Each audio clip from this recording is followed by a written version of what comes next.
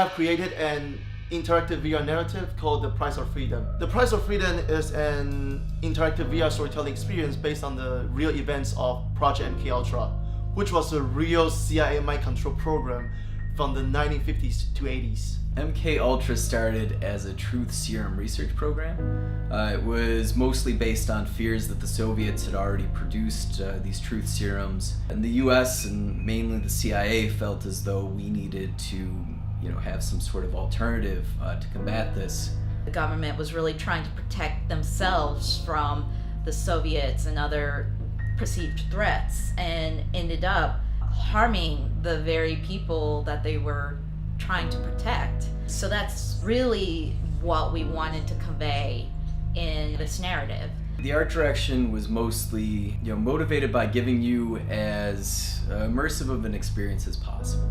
So we wanted to create spaces that felt like they could be real, but at the same time twist those a little bit to meet the needs of the production and also the aesthetic that we're trying to go for. We kind of wanted a little bit of that mysterious type of look, almost like a noir type of feel to it, but at the same time maintaining that 60s type of feel.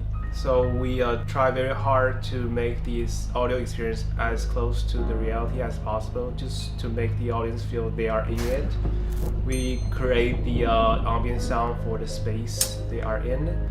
We design sounds for every element, materials, and objects they can interact with inside the experience. The inspiration for the cinematics came from watching a lot of archival footage from the late 50s and early 1960s, particularly old Army newsreels, as well as trying to tie into some of the larger themes of the game, such as brainwashing, mind control, and the Cold War fear that gripped people during the time.